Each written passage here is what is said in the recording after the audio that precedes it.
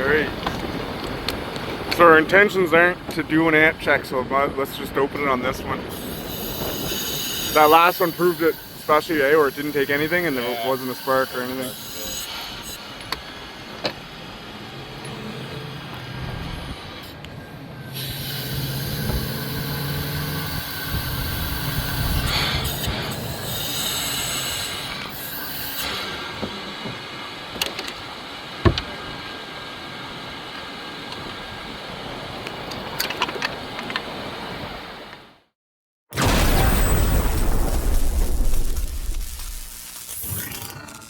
So we're gonna need your guys' help on this one.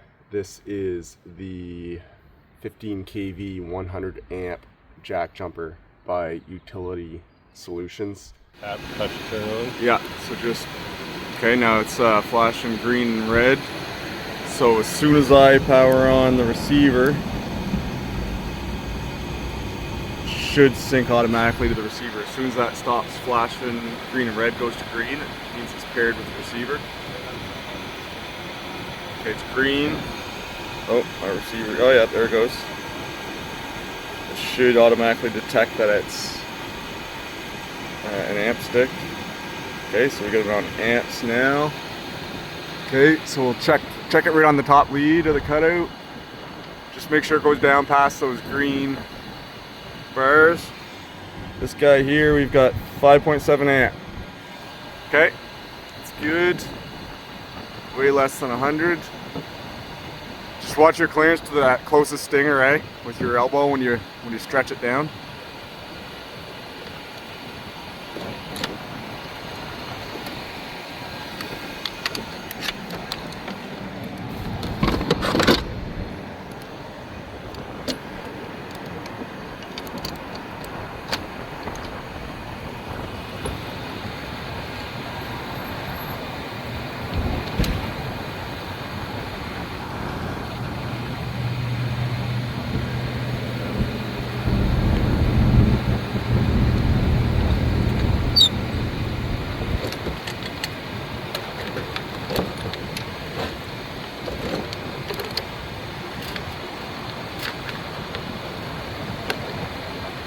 In there.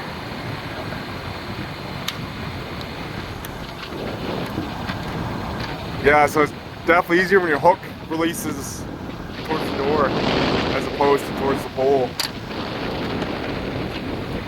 Yeah, might as well do an amp check again. I don't anticipate the spring is going to be taking much.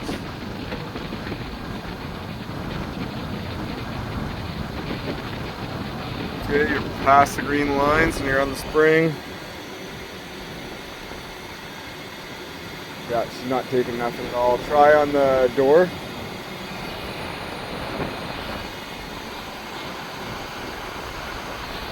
.3. Try on the spring again.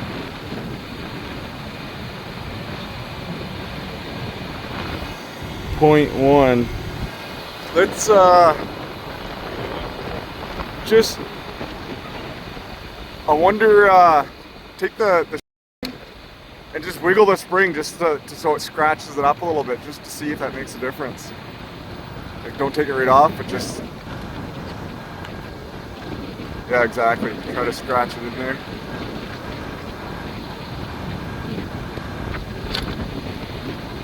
Try the same on the top.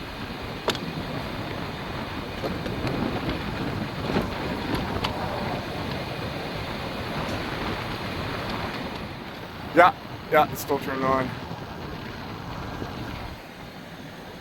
Still just the .1. So really, it's not taking any of the current. We're at 5.2 until it's open. So let's just go down good and low and use the double stick. Is that kind of what you have for the other one? It took like 0.5 or something.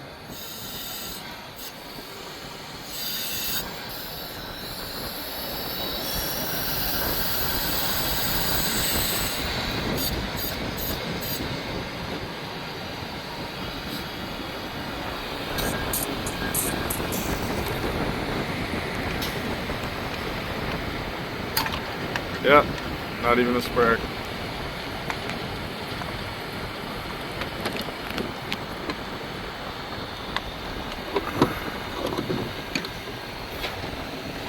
65 here.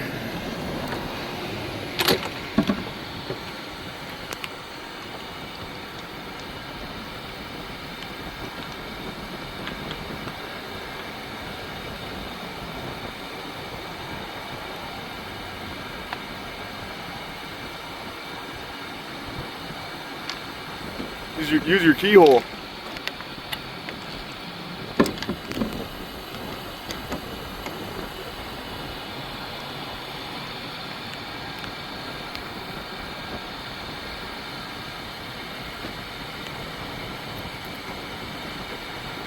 Keep in mind the tip of that door is energized when using that, eh? Yeah. So you're good to close. Beauty. Yeah, might as well take an amp check. So the door has a full 5 amps right now. Check the spring again. 0.5, it took a little bit more, 0.6.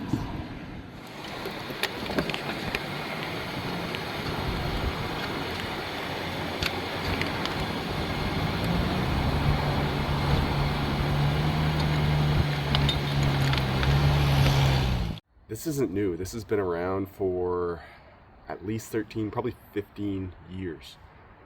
What I'd like to know from you guys is, have you used this?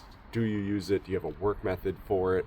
Let me know in the comments if this is something your utility uses or the contractor you work for use. Has anyone ever had any documented incidents with it? Do you feel it's safe?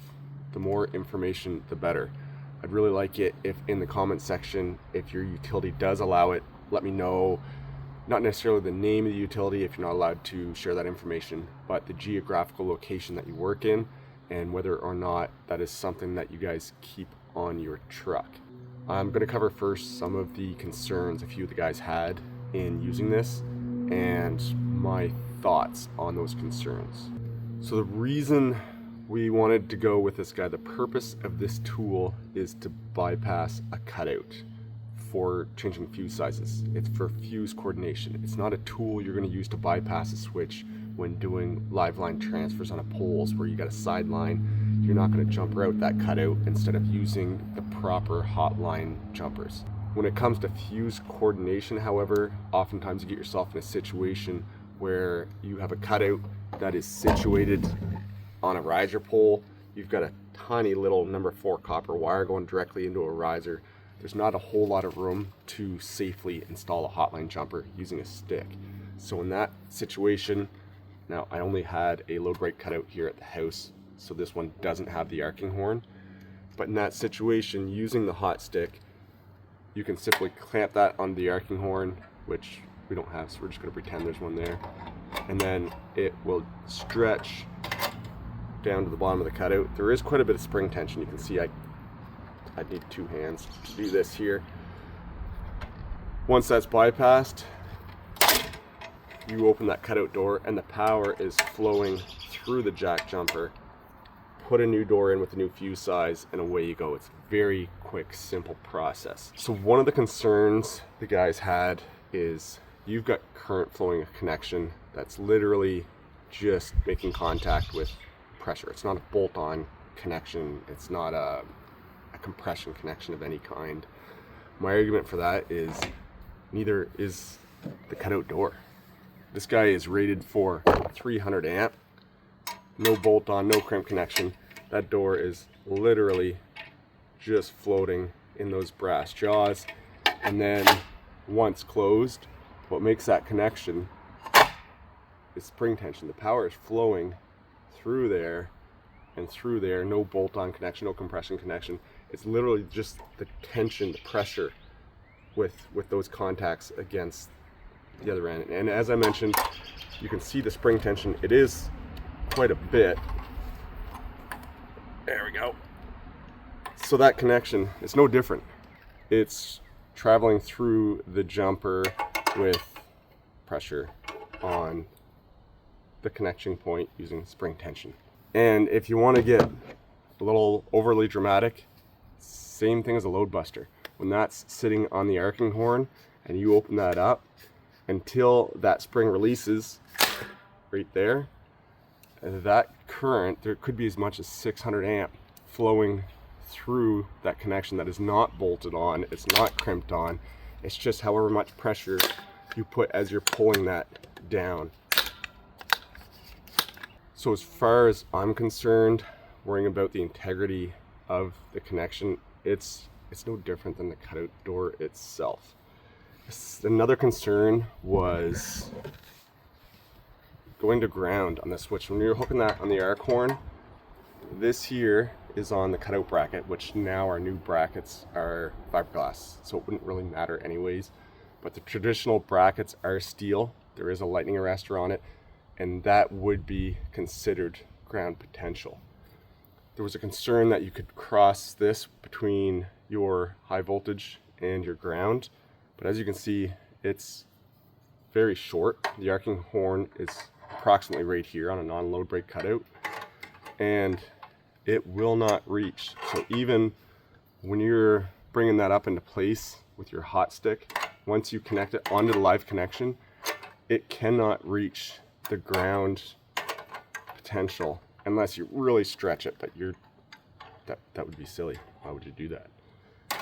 One of the last concerns was current flow through the jack jumper. So I don't know if you guys can see this or not, but there is a heavy, it looks like at least number 4 copper inside that spring. So it's not the spring that's carrying the current. There is a copper lead that is carrying the current through the cutout. However, our procedures when using a hotline jumper is to do an amp check on the jumper, ensure that it's carrying at least 30% of the total current flow. This is much different than using a hotline jumper and jumpering out a mainline connection, or you're lifting off another jumper with a stick. You're still operating the cutout, you're still using the speed of operating the cutout to break the load. Once that load's broken, it's got nowhere else to go. It has no choice but to flow through that. Out of curiosity, however, we did want to check to see if it took any of the amperage. On the particular job that we were doing, it was a riser pole. Just again, for curiosity's sake, we used the radio amp stick from SensorLink to check and see if it took any of the current. Unfortunately, there was only 6 amp on the switch, and it took approximately 0.6 of an amp. So maybe 10% of the total current. While current does take all paths, whatever is the path of least resistance will take the majority of the current. So don't ever make that mistake saying that electricity takes the path of least resistance. The majority of it will. However, electricity does take all paths. And once that first path, the least resistive path being the cutout door, is removed, it has no choice but to flow through that.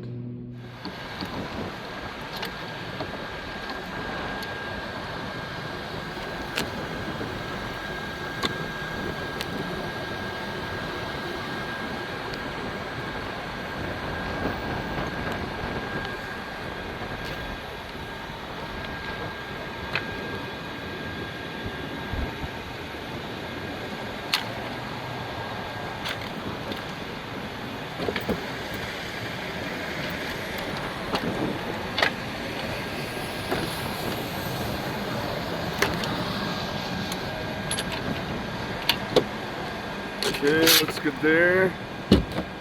Looks good there. Okay, we'll do an amp check now. Just go right on the top lead first. Okay, so we've got 6.3 amp, and you should be able to check the door, right there. Okay. So the cutout's still carrying 5.2 on the jumper. Okay, the jumper's only carrying 0.2, so it's not meeting the 30%, and that's why they don't require an amp check. It's definitely not going to be a better path, but it is connected. Good? Okay, yeah, let's go. Let's use the full length of the stick there. Might as well get right off the guy wire and come out and around.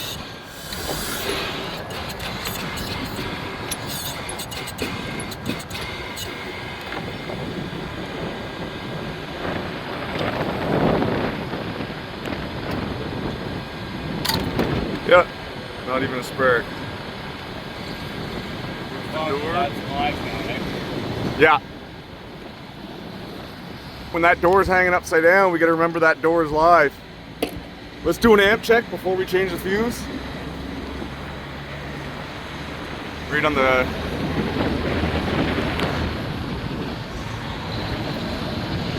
Okay, and we've got our full 5.4 amp. Perfect.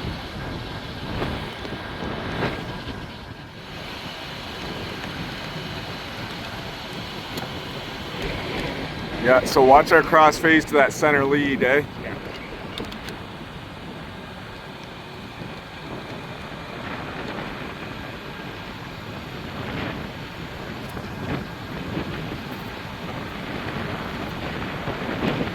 Come from the outside with your hammer, yeah. Beauty. Let's do another amp check just to see that that door's probably going to take the whole thing now. Yeah, the door's taking 4.7, so there's about an amp on the spring.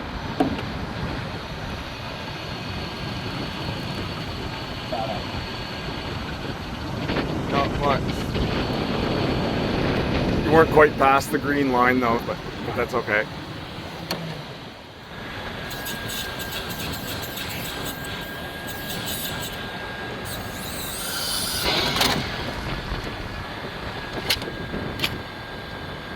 Turn your stick around this time, so... This way? No, the other way. Okay, I Yeah. did it. Pull straight down, lift straight off. Beauty. Oh, was that pretty easy to get on and off? Yeah. Easier than jumping it out. Oh yeah. So we're just kind of sharing some footage of our test. We do not currently have a work method to use this. We are currently not allowed to use it until it is approved by our work methods committee, safety department, and have everyone that's involved on board, of course. We did fill out a tailboard conference indicating that there was a deviation from the work method, and the deviation was to use the work method from Utility Solutions to try out the jack jumper. After testing it out, personally, myself and the guys on the crew, we loved it. It was very smooth, easy to operate. Generally, when we're jumping out connections like that, we do have to take a hold off. We have to remove the reclosing on the line. So you drive to the substation, remove reclosing. However, this particular job, we can't install jumpers by hand. We have to use a stick. And we're also not allowed to install a jumper on a riser cable on the number 4 lead. It's too flimsy. Had that been 500 MCM coming out of a substation, perhaps a different story. So this allowed us to do that job quickly and safely as far as I'm concerned, but I really do want to hear feedback from you guys, especially anyone out there that's been using this tool for a while. Let me know if you've ever seen any incidents, especially if you've ever used it in a real high current situation. If you put that on a cutout and used it to its full potential, the full 100 amp, was there any sparking when the cutout door opened? The more information I can get from you guys, the better. So please don't be shy to leave some comments on this one, and we're gonna share any information you guys get back with our tools committee as we move forward with this new to us product. Thanks guys, we'll see y'all soon.